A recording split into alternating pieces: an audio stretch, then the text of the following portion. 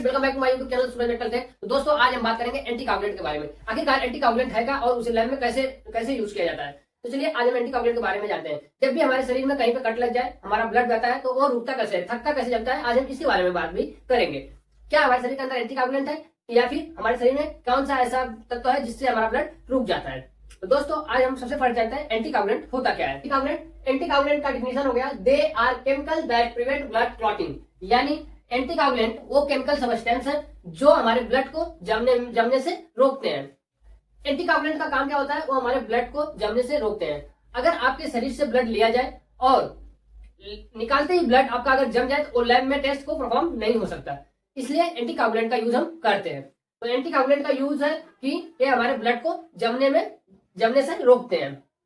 Most anticoagulant calcium को bind कर लेता है। बाइंड मतलब पकड़ लेता है। और आप जानते हैं कि क्लॉटिंग के लिए कैल्शियम बहुत ही इंपॉर्टेंट होता है, इसलिए मोस्ट एंटीकोगुलेंट जो होता है वो कैल्शियम को क्या करता है, बाइंड कर लेता है। यानी और आप जानते हैं क्लॉटिंग के लिए कैल्शियम बहुत ही इंपॉर्टेंट होता है, मतलब नो कैल्शियम नो क्लॉटिंग। तो हम बोल सकते हैं कि most anticoagulant work by binding calcium in the blood. Calcium is very important for the clotting process. Without calcium, no clotting. Without calcium, clotting factor cannot work properly and blood cannot form a clot. मान लीजिए आप ईंट की दीवार बना रहे हैं, आपके पास ईंट है लेकिन सीमेंट नहीं है, क्या दीवार खड़ी होगी? नहीं होगी। तो यहाँ पे ईंट को हम बोल सकते हैं क्लॉटिंग फैक्टर और सीमेंट को हम बोल सकते हैं कैल्शियम।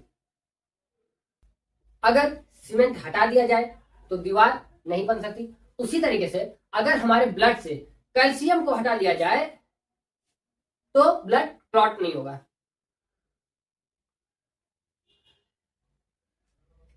कैल्शियम क्लॉटिंग की चाबी है और अगर हमारे ब्लड से कैल्शियम को हटा दिया जाए तो हमारा ब्लड कभी भी क्लॉट नहीं कर सकता। ब्लड क्लॉटिंग को कैल्शियम चाहिए। एंटीकोगुलेंट कैल्शियम को ही क्या करता है, पकड़ लेता है। जब कैल्शियम बंद तो क्लॉटिंग बंद। इसके बाद हम समझेंगे पर्पज ऑफ यूजिंग एंटीकोगुलेंट, यानी हम एंटीकोगुलेंट को क्यों यूज करते हैं, आखिरकार हम इसका यूज क्यों करते हैं। तो एंटीकोगुलेंट का यूज हम लैब में करते हैं। तो लैब में किस लिए करते हैं, तो लैब में एंटीकोगुलेंट 3 मेन रीजन से यूज होता है। Number first, for prevent of blood, मतलब ब्लड को जमने से रोकने के लिए हम एंटीकोगुलेंट का प्रयोग करते हैं। कोगुलेशन स्टडी में हम इसका उपयोग करते हैं। ब्लड सेल की स्टडी में हम एंटीकोगुलेंट का यूज करते हैं। मतलब डिफरेंट टेस्ट के लिए डिफरेंट एंटीकोगुलेंट का हम यूज करते हैं। सबसे फर्स्ट हम जानेंगे, इट मस्ट बी सॉल्यूबल, मतलब एंटीकोगुलेंट ब्लड में अच्छे से घुल जाना चाहिए। अगर प्रॉपर्ली मिक्स नहीं होता है तो उस जगह पे हमारा ब्लड क्लॉट जम जाता है, मतलब क्लॉट कर जाता है, फिर जम जाता है। मस्ट बी वाटर सॉल्यूबल, मतलब लेबोरेटरी में एंटीकोगुलेंट को सॉल्यूशन बनाकर यूज किया जाता है। लेबोरेटरी में एंटीकोगुलेंट को सीधे पाउडर की तरह यूज नहीं किया जाता है, पहले पानी या लिक्विड में घोलकर सॉल्यूशन बनाया जाता है। इसलिए एंटीकोगुलेंट ऐसा होना चाहिए जो पानी में आसानी से घुल जाए, सही तरीके से मिक्स हो जाए। एंटीकोगुलेंट को पानी में अच्छे तरीके से घुलना जरूरी है ताकि वो अच्छे तरीके से ब्लड मिक्स करने पे वो ब्लड को क्लॉट ना करे, ब्लड को जमने से रोक सके। इसलिए हम जब भी एंटीकोगुलेंट का यूज करते हैं तो उसको अच्छी तरह से हम उसको एंटीकोगुलेंट को मिक्स कर सकते हैं। अच्छे से हमको मिक्स करना चाहिए ताकि हमारा ब्लड क्लॉट ना हो सके। It must not causes hemolysis of blood cell. Hemolysis का मतलब होता है आरबीसी का टूटना। जैसे शीशे का ग्लास अगर टूट जाए, गिरने से अगर टूट जाता है, वैसे ही अगर आरबीसी टूट जाए तो टेस्ट का रिपोर्ट आपका गलत आएगा, रॉन्ग आएगा। इसके बाद हम फोन नंबर जानते हैं, it must not change the size of RBC. Anticoagulant RBC को छोटा या बड़ा नहीं बनाया जाना चाहिए। एंटीकोगुलेंट ऐसा होना चाहिए जो रक्त की कोशिकाओं आरबीसी का आकार ना बदले, ना उन्हें छोटा करे, ना उन्हें बड़ा करे, ना उन्हें फुलाकर और भी ज्यादा आकार दे दे। ऐसा एंटीकोगुलेंट नहीं होना चाहिए, नहीं तो आपके रिपोर्ट में बहुत डिफरेंट देखने को मिल सकता है। जनरली क्या होता है कि हम ब्लड टेस्ट में आरबीसी की क्या देखते हैं, साइज को नापते हैं।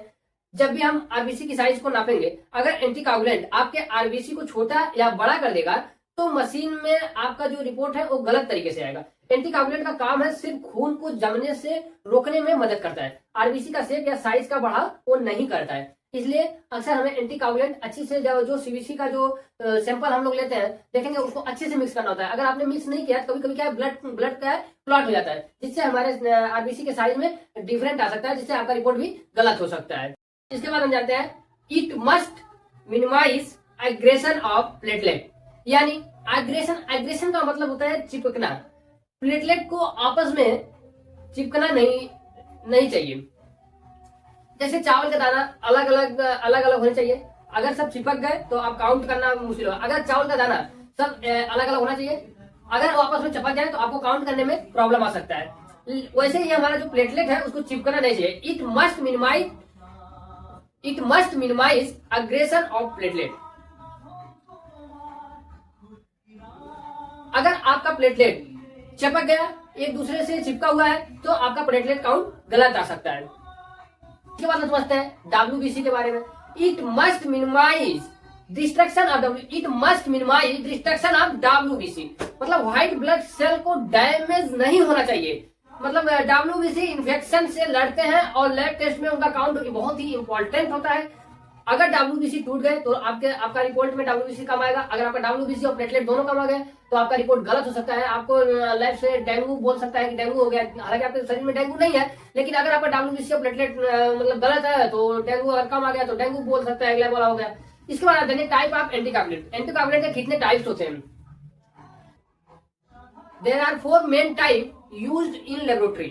Number first EDTA, number second oxalate, number third citrate और number 4 heparin. Let's understand one by one. Next video 1 by 1 डिस्कस। Thank you. अगर वीडियो अच्छा लगे वीडियो को लाइक कमेंट शेयर जरूर करें। नेक्स्ट टॉपिक में हम अदर डिजीज के बारे में जानेंगे। Thank you.